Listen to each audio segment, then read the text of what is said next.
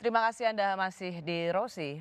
Pembangunan versus menjaga lingkungan, apakah memang harus selalu dibenturkan? Saya masih bersama juru kampanye hutan Greenpeace Indonesia Iqbal Damanik dan Ketua PBNU Ulil Abdallah. Gus Ulil, em, kalau memang Anda setuju bahwa ini adalah banyak manfaatnya ke masyarakat, tapi selama ini yang terjadi adalah hanya elit semata, oligarki. Tidak pernah ada contoh nyata konkret bahwa itu memang menaikkan harkat hidup kesejahteraan masyarakat. Morowali contohnya yang sudah membangun pabrik di sana. Kalau kita lihat data Bappenas sama sekali tidak berbanding lurus dengan tingkat kesejahteraan masyarakat. Jadi yang sejahtera itu masyarakat di mana dibangun hilirisasi nikel atau justru oligarkinya yang makin kaya. Nah, ini memang problem oligarki ini memang masalah yang perlu dibicarakan juga ya.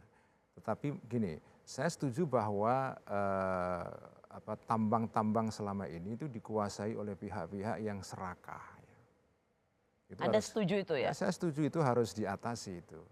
Jadi, nah makanya bagi saya, menurut saya kebijakan pemerintah untuk membuka konsesi kepada ormas, kepada pelaku-pelaku baru yang di luar oligarki, menurut saya itu penting. Itu meskipun banyak juga yang mencemaskan sesungguhnya ini hanya proksi. Ya. Kemudian ormas, misalnya katakan PBNU, akan juga mensubkontrakkan kepada mereka yang sudah berpengalaman untuk eksplorasi tambang. Itu warning yang bagus ya. Tetapi menurut saya tetap kebijakan itu penting. Membuka kesempatan yang lebih luas kepada pemain-pemain baru. Selama ini kita ngeluh bahwa yang berkuasa oligarki. Begitu ada kebijakan untuk mengedres ini, kita sinis lagi. Terus gimana? Terus mau apa? Kalau tujuannya adalah tidak nambang sama sekali, no, saya nggak setuju ini. Ini bukan mazhab yang saya ikuti. Ya Mas Iqbal boleh mengikuti mazhab itu, bagus karena ini juga saya mengapresiasi teman-teman seperti Greenpeace itu kan untuk mengingatkan kita ya. Tapi menurut saya kalau dipakai sebagai kebijakan publik, menurut saya itu nggak reasonable. Oke, harus masih bisa tambang, ya. Tidak boleh tambang lagi. Kita ada, lagi-lagi saya kembalikan bahwa kita ada pada situasi dan hari yang berbeda hari ini. Bahwa sorry tapi saya ingin ini saya tanyakan. Jadi ketika kita dulu misalnya di zaman Pak Jokowi mengatakan hilirisasi nikel dan kita semua memang merasa bahwa ya betul kita harus jadi negara industri, tapi sekarang kemudian kita tahu bahwa itu sesuatu yang wah agak bahaya juga buat kelestarian alam. Apakah memang kemudian itu harus dihapus sama sekali atau Anda punya jalan tengah di mana kita juga harus menjadi negara industri tapi juga tidak melupakan tentang ekosistem lingkungan hidup? Kalau kita berbasis industri ekstraktif, yang tadi kutukan sumber daya alam, masyarakat yang tinggal di wilayah tersebut, itu sudah dibuktikan mereka indeks pembangunan manusianya rendah. Artinya mereka tidak punya akses atau sulit akses terhadap pendidikan, sulit akses terhadap pasar ekonominya, sulit akses terhadap kesehatan. Sehingga masyarakat menjadi miskin, bodoh, dan kemudian mereka tidak susah untuk mensejahterakan dirinya. Itu yang terjadi. Harusnya yang difikirkan pemerintah adalah bergeser dari industri ekstraktif seperti hilirisasi ini, bergeser ke industri manufaktur yang daya ungkit ekonominya jauh lebih besar, gitu ya. Bayangkan kalau kemudian kita lihat bagaimana yang terjadi di Wawoni, Sulawesi Selatan, kemudian Sulawesi Tenggara, Maluku Utara, beban ekonomi masyarakat menjadi lebih besar. Kompas bahkan pernah menulis bahwa ketika terjadi krisis iklim, biaya kesehatan yang kita tanggung itu 2 kali lipat lebih besar, bahkan bisa sampai 3 kali. Artinya beban rumah tangga akan lebih besar ekonominya. Nah, kalau gitu saya ingin bertanya kepada Anda, kalau begitu, buat Anda sendiri untuk GAK itu harus dicabut? Harus, karena secara aturan tidak ada itu hanya untuk sementara saja, harus dicabut. Kalau harus dicabut, kenapa? Kalau pemerintah mau, BUMN mau, PT GAK atau ANTA mau, gugat MK, gugat ke MK, gugat pemerintah. Tapi kenapa kemudian PT GAK tidak melakukan itu? Nggak berani sama MK. Anda tidak merasa juga itu jauh lebih baik bagi Indonesia, meskipun kemudian itu juga bisa dianggap wah tidak ada kepastian hukum bagi para investor di tanah air. Tidakkah itu juga menjadi concern bagi Anda? Atau justru dengan menutup sementara itu jauh di mata dunia, di mata masyarakat, di kepercayaan publik jauh lebih baik. Ini pernah yang disampaikan Wahabi tadi ya, orang-orang lingkungan, kami mengkritik Undang-Undang Cipta Kerja, bahwa Undang-Undang Cipta Kerja malah tidak memberikan kepastian hukum. Benar kan apa yang sudah diprediksikan oleh kawan-kawan bahwa Undang-Undang Cipta Kerja menjadi salah satu momentum di mana pemerintah bisa dengan sesuka hati merubah aturan dalam waktu yang sangat cepat sehingga tidak memberikan kepastian hukum. Makanya Gus, kita meminta kepada pemerintah, mari lagi-lagi mari berikan satu perspektif jalan panjang bagaimana pemerintah harus segera keluar dari energi fosil ini ke energi yang renewable. Oke. Saya mau menanggapi ya. yang terakhir ini ya. Soal meninggalkan energi fosil sama sekali ini adalah isu yang masih contested.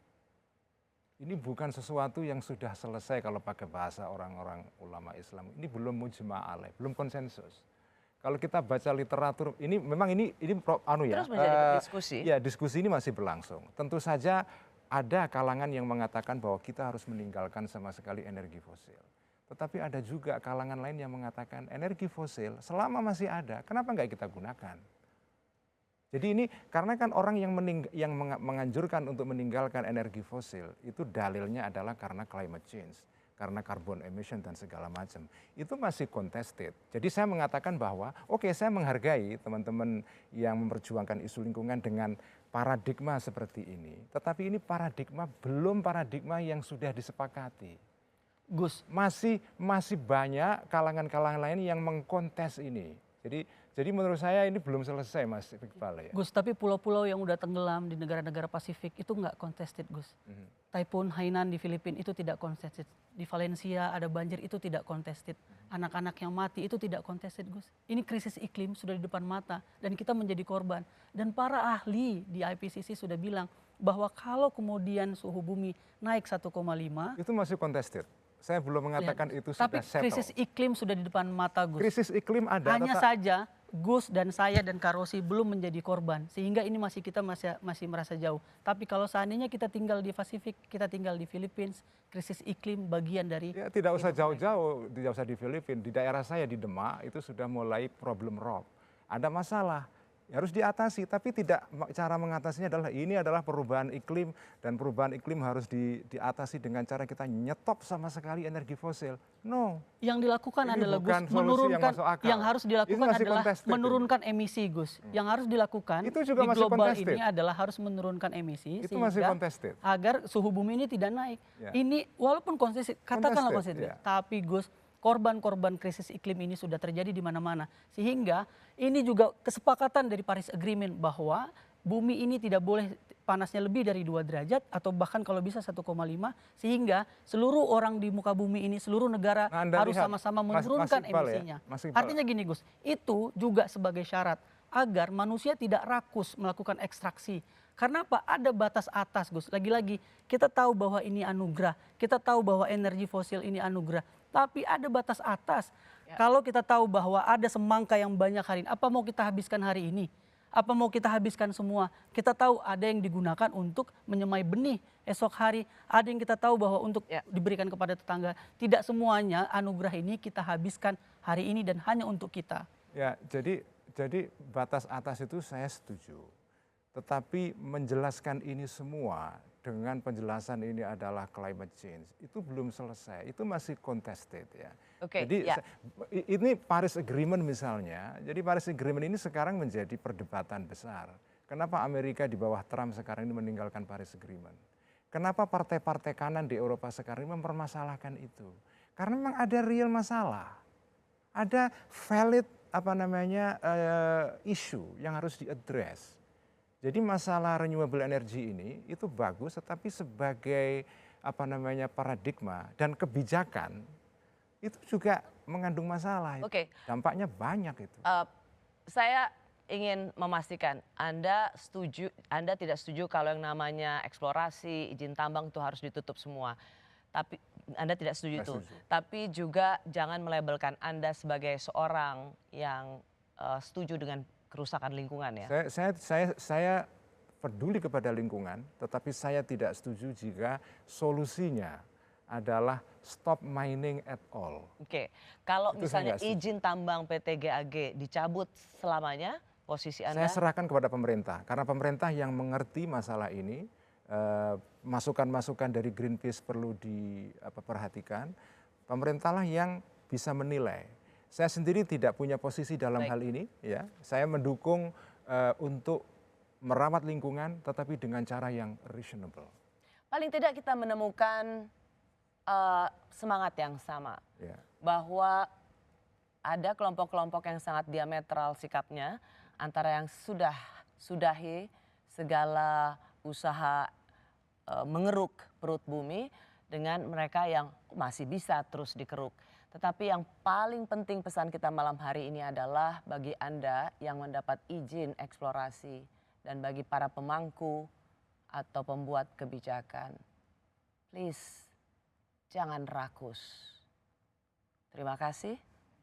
Sampai jumpa Kamis depan.